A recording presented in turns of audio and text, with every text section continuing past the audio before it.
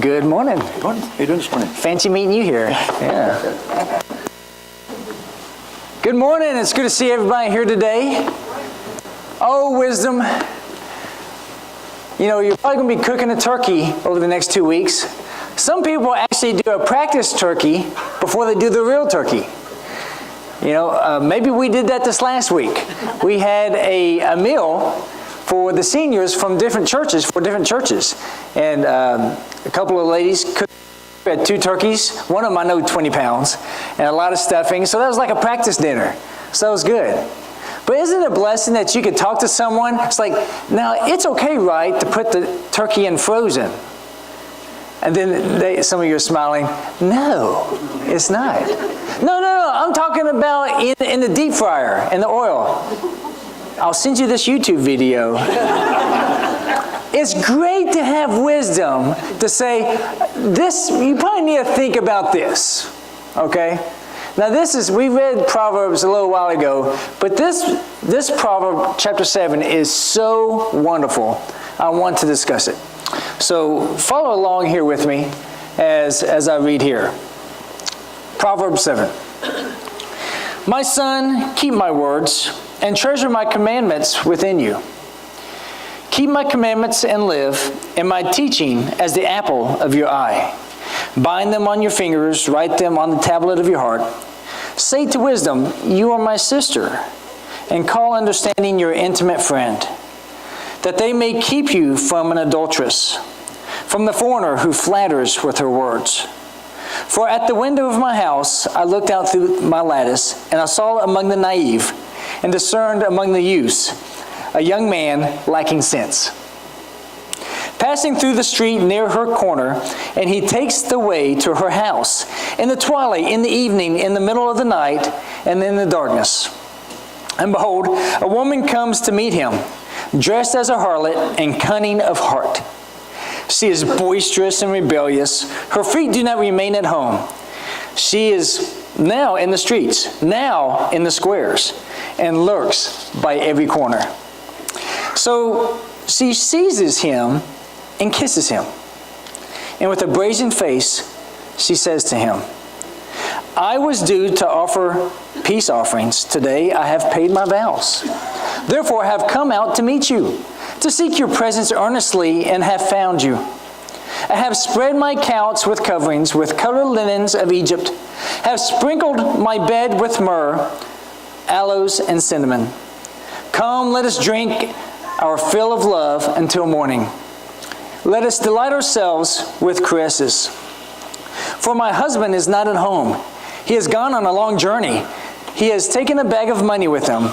At the full moon, he will come home. With her many persuasions, she entices him.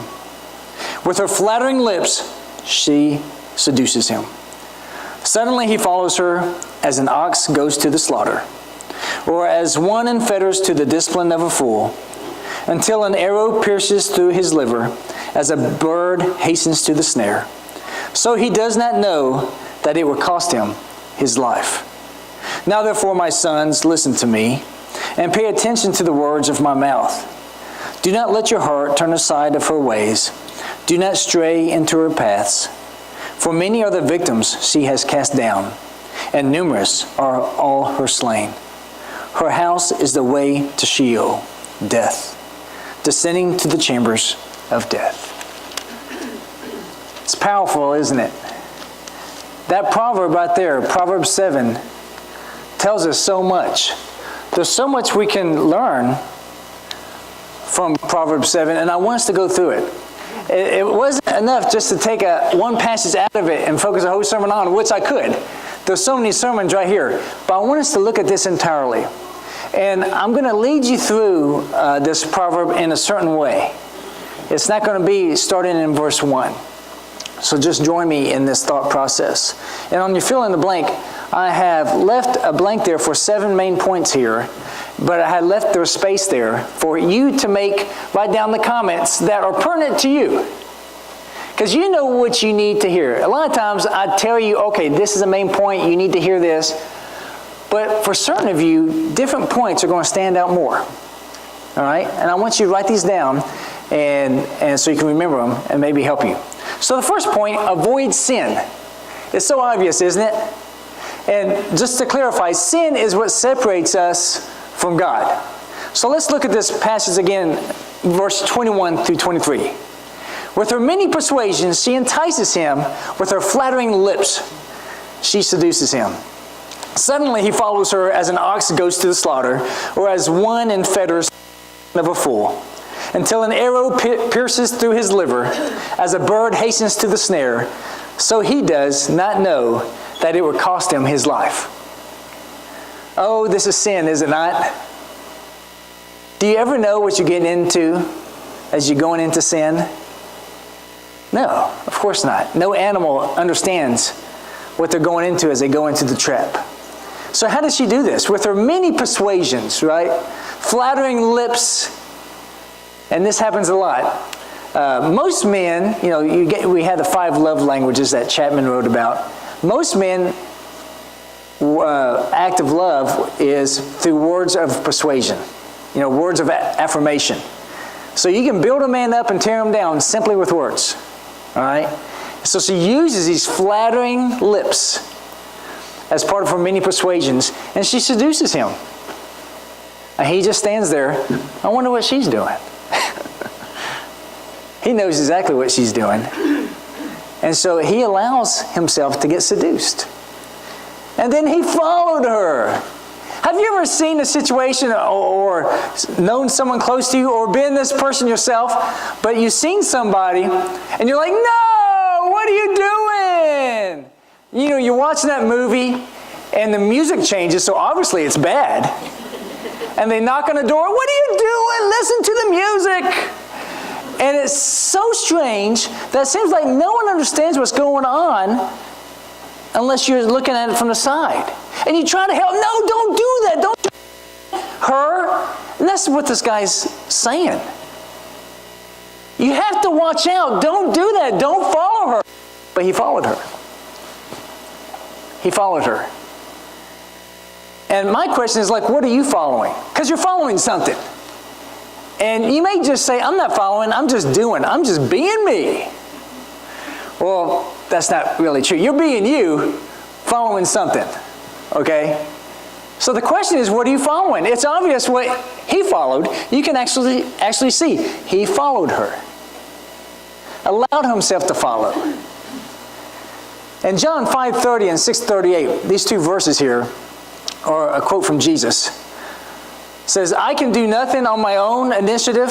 As I hear, I judge, and my judgment is just, because I do not seek my own will, but the will of him who sent me. In verse 38 of chapter 6, for I have come down from heaven, not to do my own will, but the will of him who sent me. So Jesus, who was he following? God. It's obvious. Jesus was following God. Even Jesus didn't act on his own. He even says, I'm not acting on my own. I'm following God. I'm doing his will. And if you're saying you're not following anybody, you're just being you, well, it's obvious who you're following then. You're following the ways of the world.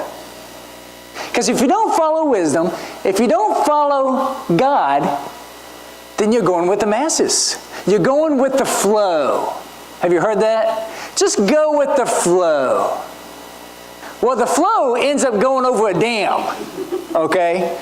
That's not very good, all right? So don't go with the flow when that flow is going away from God. You have to think about it. You have to be intentional about these things. Because to follow sin, I know this is going to sound strong, but it's true. To follow sin is to hate God. Is to hate God. You can't do both. You can't say, you know what, God, I love you. I'm just going to do this. Just a little taste. But I'm having you in my mind. And God's saying, that's even worse. You can't follow sin and still say you love God. Can you say to your wife, I love you. Just let me be with her. Let me follow her a little bit. I'm kind of curious where she's going to go. I'll let you know. Is she going to go, I'm curious too. Let me know. No. She'll say, okay, you go. I won't be here when you come back. And that's what people try to do with God. God, you have to take me back. I know you will. And it's to follow sin is to hate God. To say, I choose this instead of you. And it's dangerous. Sin, of course,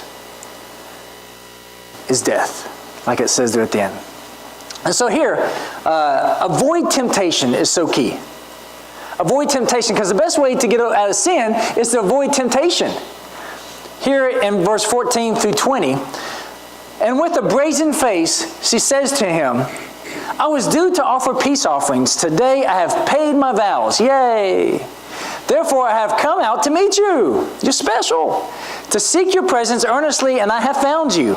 I have spread my couch with coverings, with colored linens of Egypt. Have sprinkled my bed with myrrh, aloes, and cinnamon. Come, let us drink our fill of love until morning. Let us delight ourselves with caresses, for my husband is not at home. He has gone on a long journey. He has taken a bath. At the full moon, he will come home. Meaning, he won't be back soon. No one will know.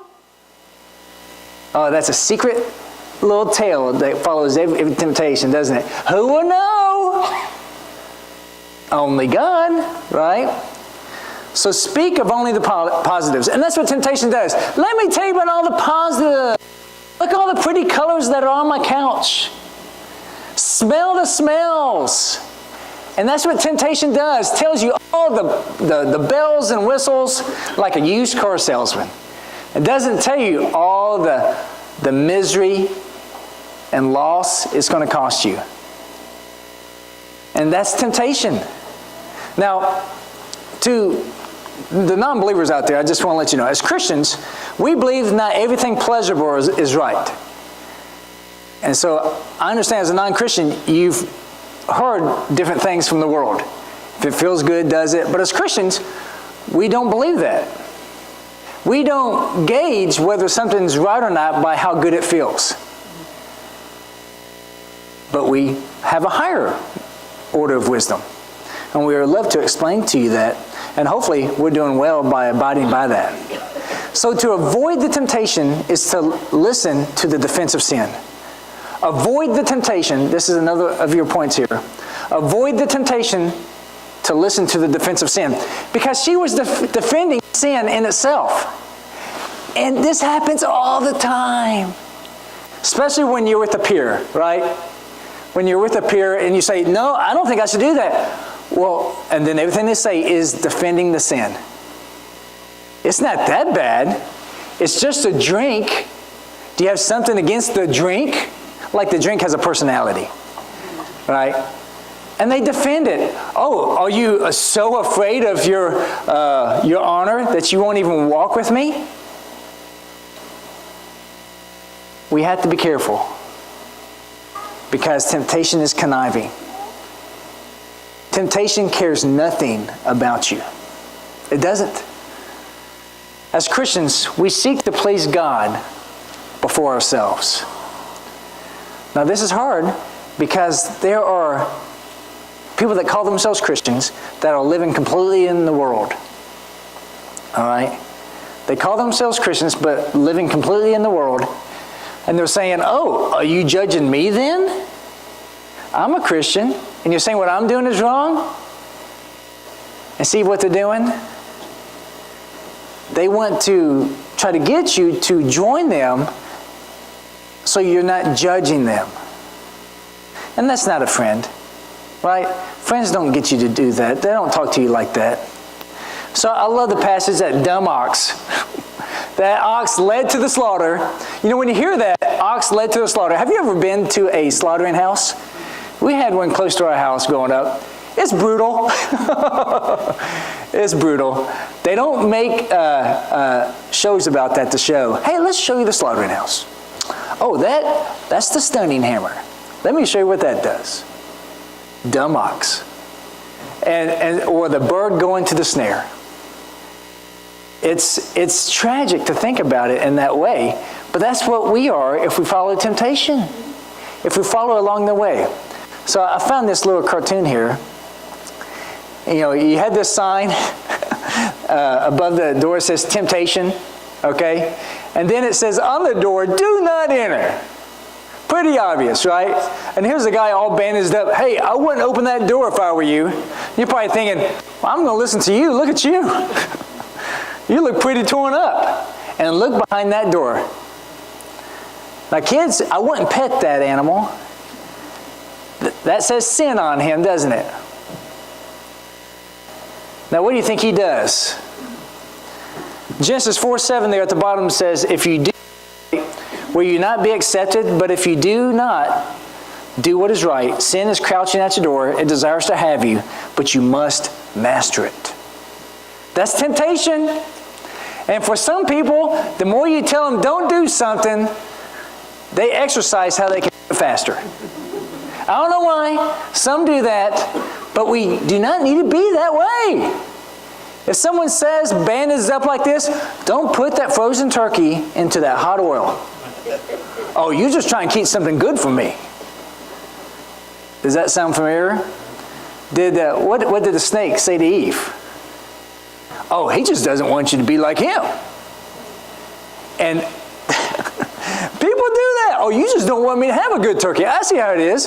And then they end up with the crutches. Do you have an extra set of those? It's sad. It's sad. Most people have to learn on their own. Wiser people can learn from the wisdom of others.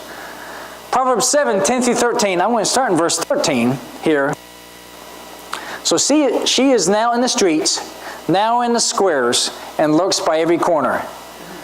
So she seizes him and kisses him. Isn't that brazen? That she would do that? Surely people don't do that out and about. And so here, avoid passivity. And I don't know why, but we're in a time that we're very passive against wrong. Oh, that's obviously evil. That's obviously wrong. But I don't want to say that. I may offend somebody. Right? It's really sad. Because this guy, he doesn't understand that he's simply food for her. She is just going to devour him. Right? And that's what sin does to us. You know, you are responsible to temptation. When temptation comes to you, it is your obligation to respond to it. Not just say, I can stand that. That's okay. That's just a little temptation. It's not a big deal. No. When you have a little temptation, you respond immediately, vigorously. When you feel yourself starting to get sick a little bit, it's like, well, that's not too bad. I think I'm okay. No, you become, Mr. or Mrs. Vitamin C, right? Get the orange juice, get that Airborne, whatever you need to do. And you take it down. Give that baby some Airborne.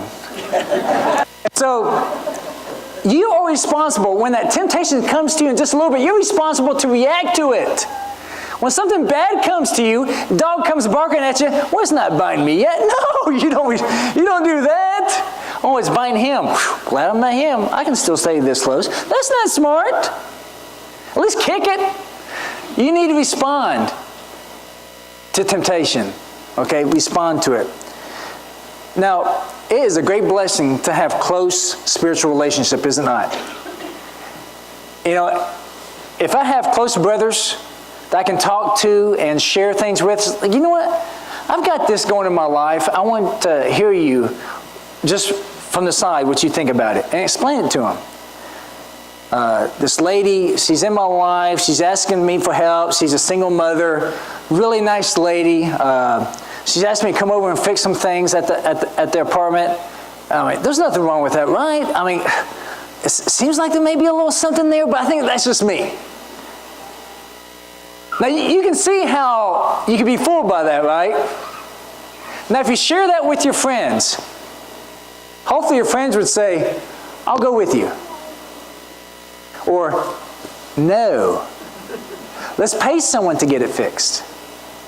All right? But you can fool yourself. You can fool yourself to think that, it's okay. Now, if you really know it's wrong, you won't mention it to your friends. It's interesting how we do that. I'm pretty sure this is wrong. I won't mention it to my friends and ask them what they think about it. But if you can really be open, you talk to them. Say, what is your thought? And that's just one example. You can bring all these things before your friends, and they'll help you. So the beginning here, and behold, a woman comes to meet him, dressed as a harlot and cunning of heart. She is boisterous and rebellious. Her feet do not remain at home. And she is now in the streets, now in the squares. So avoid those who, by reputation or appearance, are tempting. All right? If someone looks like, okay, it looks like this person is not lined up the way I am spiritually or morally, I better beware. I think it's better that I just stand to the side, let this situation pass. But you know what? We're so afraid to be accused of stereotyping, we do not stay clear of danger. And I see this happen a lot. People are so afraid to be called out, to be judging, they won't stay away from danger. Do you see this happening? Do you see it in your own life? Now, it's not to say that, if we get to know people and things like that, yes, and hopefully we can help them. You know what? I wouldn't wear those skin-tight leather pants. People may come to the wrong conclusion. You can help them, okay? But you understand that there's a reason stereotypes exist. If you see the temptation there, stay away from it. And don't be passive about it. And you don't need to be a prophet to see how you're going to be in a year. What I mean by that is, people say, I wonder how I'm going to be spiritually a year from now. I wonder if I'm going to be closer to God or farther away from God, or basically about the same. You don't have to be a prophet to figure this out. Who are your friends? Who are you hanging out with? What occupies your free time? And if you look at that, say, okay, is this right here bringing me closer to God or farther away from God? Are those people and those actions, if they're not taking me closer to God, then you won't be closer to God in a year. So this guy,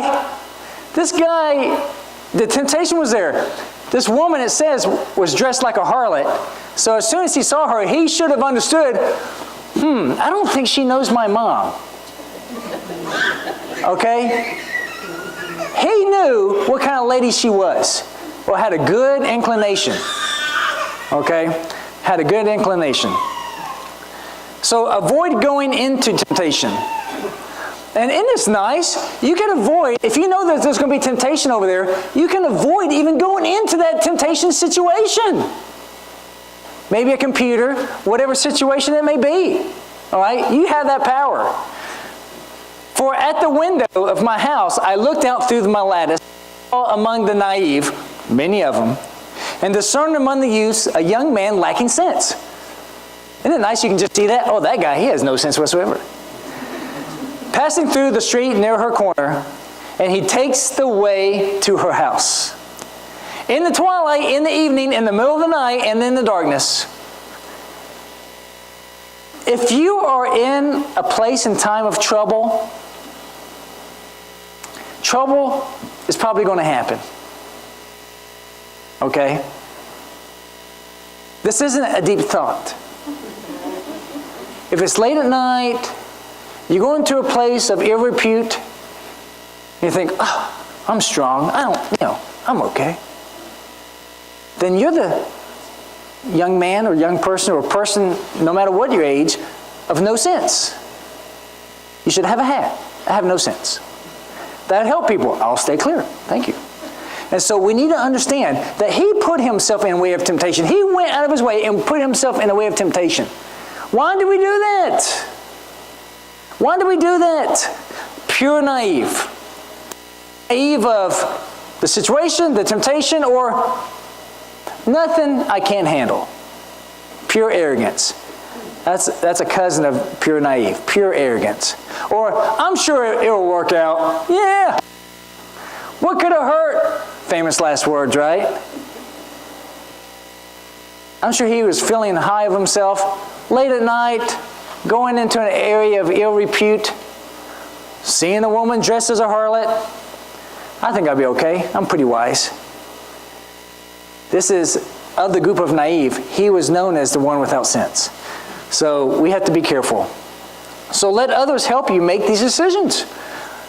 if you are going on a big life change, and there's people that's been down the road with wisdom, and they tell you something against what you plan on doing, I'm sure it'll be okay. I'm sure it'll be fine. College, buying a new house, what could happen? Okay? When there's people that's been down the road warning us, and we're not listening to them, it is like a moth going to the fire. Isn't it amazing? And I would think, why wouldn't they get it? Oh, they die and they can't pass it on to the other moths. Okay? It's like a moth going to the flame. I've been there. I think all of us have been there at certain points of our life. You know it's a flame. You know it's a flame. And you're saying, you know what? I think I can get a little closer. I'll be okay.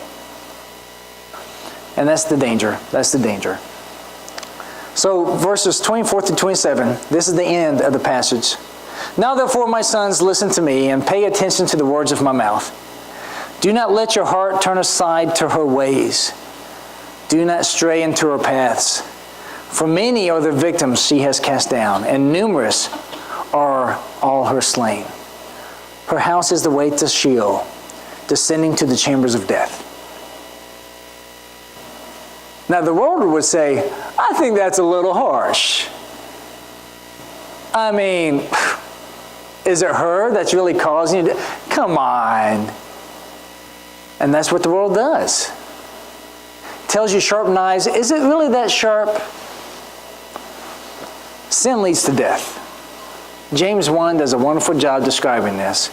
Sin leads to death. No, you can't say, well, if I just say, sin leads to death. There is no adjective before that word sin. Major sin leads, no, sin leads to a bit of, sin leads to total death. Sin leads to death. Period. You need to believe that. It needs to scare you. You believe it so much. But we think, death, and that's what got Eve. That's what got us all. Okay? Christ died. Now Christ was pure, right? How many sins did he have? None. That's right. Sin leads to death. Our sin led to his death. And that's one of the tragic things. Sin will lead ultimately to your spiritual death, but it could also lead to other people's deaths too. Your sin could harm swaths of people around you. You might think, that's not fair, it's just me. My sin is my thing, it's just going to harm me. Sin's not that way. Sin's going to grapple onto everything that it can along the path. And you could be the door to hurt a whole swath of people and take them down with you. But that's not fair. Hey, you're right, it's not that fair. Then why do it? Be that afraid of sin that as soon as you even see a possibility of temptation, you're going to leave that situation and not even be tempted. That's a wise person. Sin leads to death. Temptations are really the best teacher. You may think, why? How? Well, because they're deceptive and they show a weakness. Because if you're tempted by something, it lets you know of a weak part to you. Okay? And that's a blessing. Take that and say, I'm going to learn. I'm going to stay away from these kind of situations. And you know the situations. You know your secret sins. You don't have to tell me. You know them. And definitely God knows them. Stay away. Stay away from those things. And so looking here now at the first 5 verses, embrace wisdom. Please, young, old, middle, listen to this. My son, keep my words and treasure my commandments within you. Keep my commandments and live, and live. And my teachings as the apple of your eye. Bind them on your fingers, write them on the tablet of your heart. Say to wisdom, you are my sister. And call understanding your intimate friend, that they may keep you from an adulteress, from the foreigner who flatters with her words. Now I saved this for the last, because this is what I want you to remember most of all. Learn now. Listen to wisdom now. Don't wait until you look back at your past going, oh, and you cry. You're embarrassed. Okay, learn from wisdom now. Believe God, and it is credit to Him as righteousness. You know what? It's interesting. Abraham, when is it really shown that he has faith? When he believed God. God is the one that's trying to give you all this wisdom, all right? If you truly believe God, then you act on it. If you believe God, wisdom, then it's going to be credited to you as righteousness. And we need to understand that. Because that sin right there, sin, its sole object is to destroy you. You know the devil can do nothing to hurt God. All right? Himself as a being. Can't. So what does the devil try to do? The devil tries to hurt those who God loves. That's you and me. If there was someone that has no chance to attack me in any way, no chance whatsoever, so they go after my kids, scary, isn't it? That's what sin does. Cares nothing about you. Evil cares nothing about you. You can't be friends with it. So you have to understand what that is. And this is just true. Flesh naturally is more inclined toward temptation than promise. Promise, heaven. Temptation here and now feels so good in the moment. But the promise of heaven is coming. Yes, but the temptation is right here. Right here. I can smell it. I can smell the perfume. That's just how we are, okay? We have to hold on to that promise. So wisdom has to be integral what it is to be a Christian. And so if you're a non-Christian here and a Christian says, no, I'm not going to do that with you, please don't take it personal. It's just that we put God ahead of ourselves. So if we put God ahead of ourselves, then definitely we'll put it ahead of you. So try to be understanding with us with that. But to you as Christians, be strong, be vigilant, don't be weak. Because if you're not, it's death. Now, like I said, Christ died, right? Because sin leads to death. Our sin led to His death. It's amazing. But we can take part of His resurrection with this water as well, with baptism. And it's a wonderful, wonderful thing that God has blessed us with. He is so good, so kind, that He warns us. Instead of afterwards, don't you know any better? So I like how this begins with, young man, listen to me. It doesn't say, you knucklehead. Okay? That's God. He says, listen to me. Please listen to me. It's for your benefit, not my own. If you need to respond to this, please come forward as we sing this song.